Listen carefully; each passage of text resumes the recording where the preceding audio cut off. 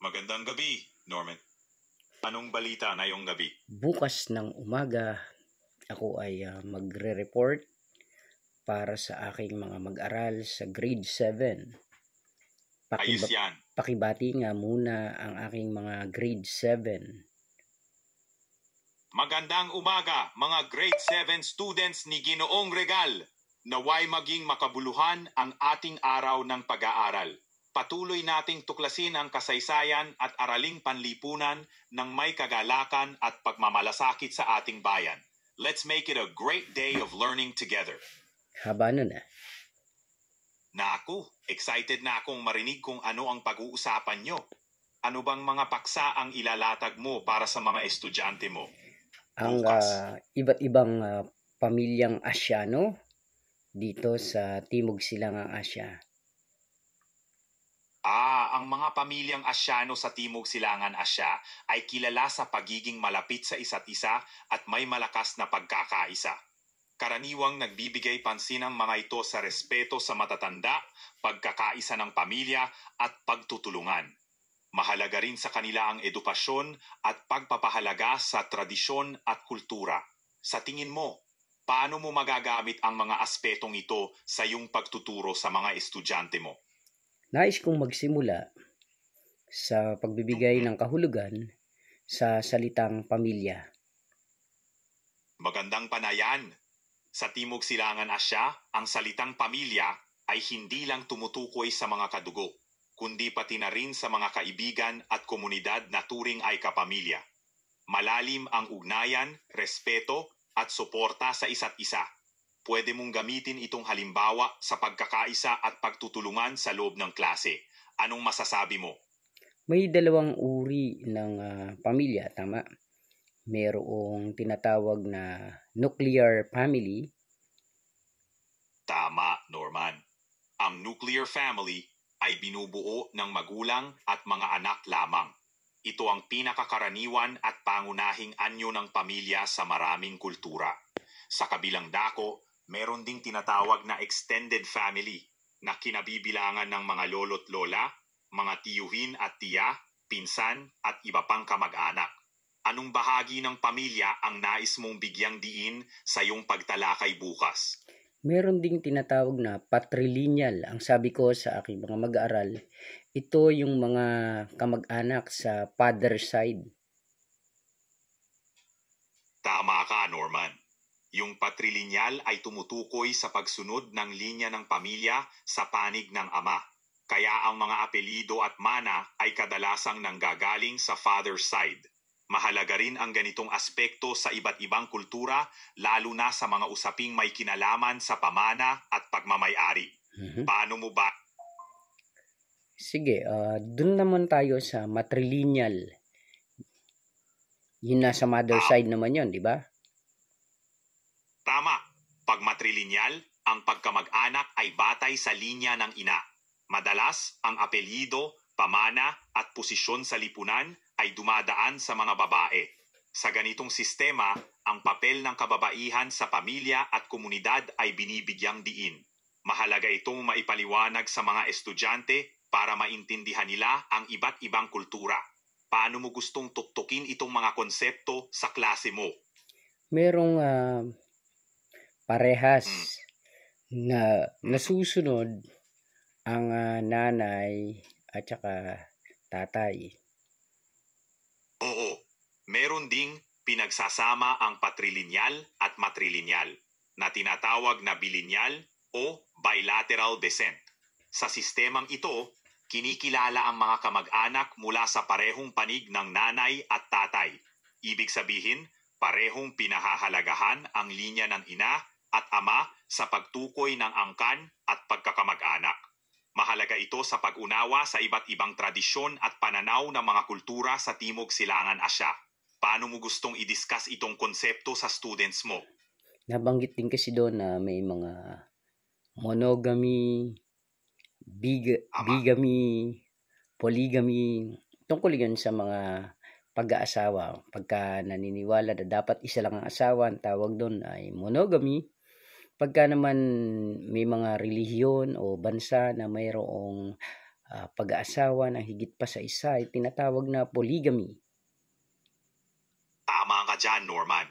Monogamy ay kapag isang asawa lang ang kinikilala at ito ang pamantayan sa maraming kultura. Samantala ng polygamy ay pagsasama ng higit sa isang asawa at ito ay pinapahintulan o tinatanggap sa ilang mga relihiyon o kultura. Mahalaga na maunawaan ng mga estudyante mo ang mga pagkakaibang ito upang magkaroon sila ng mas malawak na pag-unawa sa iba't ibang layuning panlipunan at paniniwala. Paano mo balak talakayin ang paksa sa kanila? Ang babae at ang lalaki na kasarian ay may halos singhalaga na papel na dapat gampanan sa lipunan. Tumpak, parehong mahalaga ang papel ng babae at lalaki sa lipunan. Tradisyonal na pagtanaw ang magkaibang gampanin batay sa kasarian. Ngunit sa makabagong panahon, unti-unting kinikilala ang pagkakapantay-pantay ng mga kasarian. Ang mahalaga ay ang pagtutulungan at respeto sa bawat isa. Sa iyong pagtuturo, paano mo isinasama ang konseptong ito ng pagkakapantay-pantay? Sa pamilya, mahalaga na binibigyan ng karapatan ang isang ama at meron ding karapatan ang isang ina at maging ang mga anak ay dapat na pinakikinggan din sa kanilang mga sinasabi at sa kanilang mga ipinapahayag na saloobin. Tama, Norman. Ang bawat kasapi ng pamilya ay may mahalagang karapatan at boses. Dapat bigyan ng halaga ang opinyon at damdamin ng bawat isa, mula sa magulang hanggang sa anak. Ang pagkakaroon ng bukas na komunikasyon sa pamilya ay susi sa pagkakaisa at pag-intindihan. Paano mo gustong ipakita sa mga estudyante mo ang kahalagahan nito sa kanilang mga pamilya? Punta ako dun sa Sati sa India. Alam mo ba yon? Oo, ang sati ay isang tradisyon sa India kung saan ang biyudang babae ay kusang loob na susunod sa kanyang yumaong asawa sa pamamagitan ng pagsunog sa sarili. Ito'y isang sinaunang kaugalian at itinuturing na simbolo ng pagmamalasakit at sakripisyo ng asawa para sa kanyang yumaong kabiyak. Gayunpaman, ipinagbawal na ang sati at itinuturing na labag sa batas sa makabagong India dahil kinikilala na ito'y paglabag sa karapatang pantao. Mahalaga ang diskusyon ito sa konteksto ng kasaysayan at karapatang pantao. Sige. Paano mo ito gusto? Punta na tayo naman sa foot binding dyan sa China. Ang foot binding ay isang tradisyon sa sinaunang China kung saan binabalot at pinapaliit ang mga paa ng mga batang babae. Ginagawa ito upang maging maliit at hugis lotus ang kanilang paa, na itinuturing na simbolo ng kagandahan at pagiging marangal. Subalit, sanhi ito ng matinding sakit at kapansanan. Ang pagtalakay sa kasaysayan ng foot binding ay maaring magbigay ng kamalayan sa mga estudyante tungkol sa epekto ng mga tradisyon sa kalusugan at karapatan ng kababaihan. Gumamit ba sila ng sapatos doon na yari sa bakal? Tama ba ako? Hindi bakal. Kadalasang ginagamit ay mga sapatos na yari sa iba't ibang materyales tulad ng tela o katad na tinatawag na lotus shoes. Ang foot binding ay hindi na ipinagpapatuloy ngayon at itinuturing na bahagi ng kasaysayan na may kontrobersyal at mapait na epekto sa mga kababaihan. Meron din ako nakita na may video ng may mga pinapahaba ang leeg. Alam mo ba 'yon? Iyon ay kaugnay sa mga tradisyon ng ilang grupo, tulad ng mga Kayan sa Myanmar. Tinatawag itong neck elongation, kung saan nagsusuot sila ng mga brass coils para silang giraffe sa haba ng leeg. Pinagbawal na yan, tama?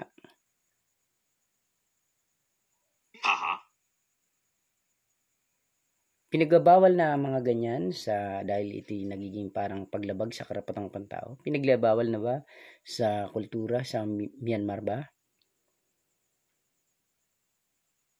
Depende. May ilang komunidad pa rin sa Myanmar, gaya ng mga Kayan, na patuloy ang tradisyon ng pagpapahaba ng leeg gamit ang brass rings. Subalit, may manapagdiskusyon na tungkol sa isyong ito, lalo na't may mga anong kung ito ba'y nagiging eksploitasyon ng kultura para sa turismo. Ang mahalaga ay respeto sa kultura at karapatan ng mga individual. Ano sa tingin mo? Ito ay hindi nakakatulong sa kanilang mga kaanyuan at ito'y nagdudulot ng sakit sa katawan at hindi mabuti sa kalusugan ng mga kababaihan. Tama ka. Ang ganitong mga praktis ay maaaring magdulot ng pisikal na pinsala at hindi magandang epekto sa kalusugan ng kababaihan. Mahalaga ang pag-alakay sa mga ganitong issue upang maprotektahan ang kanilang karapatan at kalusugan. Sa iyong karanasan, paano mo na ipapaliwanag sa mga estudyante mo ang mga ganitong sensitibong paksa? Ito ay dapat na alam ng mga kabataan na ang mga tradisyon, kung nakakasira na sa kanilang kalusugan, ay dapat na kanilang tutulan. Tama ka. Kailangang magkaroon ng kritikal na pag-iisip ang mga kabataan pagdating sa mga tradisyon. Mahalaga ang edukasyon upang malaman nila ang pagkakaiba ng mga positibo at mapanganib na praktis. Paano mo ito isinasama sa mga talakayan sa klase? Sasabihin ko lang sa mga estudyante ko na kapag sinabi ko ba sa kanila na kung tatalon sila sa building ay tatalon nga ba sila? Diba? Hindi naman sila dapat tumalon sa building para masaktan sila. Mamamatay sila doon. Meron namang pagkakataon na kapag sinabi ko na sila ay kumanta o umawit tungkol sa aming aralin, ay dapat na gawin nila ito ng maayos. Mahalaga ang sining ng awit sa edukasyon. Nakakatulong ito sa pagpapalalim ng pagkaunawa at pagpapahayag ng sarili. Gawing inspirasyon ang pag-awit para sa kanila. Anong paborito mong kantahin kapag nagtuturo ka? Yung mga makabayan song, mga kanta na tungkol sa pagmamahal sa bansa. Napakaganda ng pagkakagamit mo ng mga makabayang awitin sa pagtuturo. Malaking ambag ito sa paghubog ng pagmamahal sa bansa ng mga kabataan. Nakakatuwang marinig na ginagamit mo ito sa iyong mga aralin. May paborito ka bang partikular na awitin? Sa dami ng awitin na nandito, nais kong isama yung mga awit na tungkol naman sa pagpupuri sa Diyos. Magandang aspeto yan, Norman. Ang mga awitin ng papuri ay magbigay ng inspirasyon at pagninilay-nilay. Nakakatulong ito sa paghubog ng espiritualidad at pagpapalakas ng loob. Ang core values kasi ng DepEd ay humubog ng isang kabataang makadiyos, makatao, makakalikasan at makabansa. Tama. Ang Department of Education ay tunay na nagsusumikap na hubugin ang kabataang may holistikong pananaw at kasama na nga rito ang pagiging makadiyos. Sa iyong pagtuturo, paano mo isinasabuhay ang mga aspektong ito? Ang aking paraan ng pagtuturo ay para sa kanilang paggising, pagkamulat sa katotohanan na dapat ang tao ay gagampan ng kanilang tungkulin kasabay ng paggamit ng kanilang mga karapatan. Ang iyong paraan ng pagtuturo ay talagang nakaka-inspire, Norman. Sa paggabay mo, natutulungan mong maging mulat ang mga estudyante sa kanilang mga karapatan at tungkulin sa lipunan. Paano mo pa pinapalalim ang mga ganitong aral sa iyong mga klase? Sa oras na ito, kailangan na muna nating magpaalam. Co-pilot, walang anuman. Banggit. Ingat ka. Pakibanggit muna ang ating mga mag-aaral. mga grade 7 Hope, grade 7 Love, grade 7 Faith, at grade 7 SPICT. Magandang gabi, grade 7 Hope, grade 7 Love, grade 7 Faith, at grade 7 SPICT.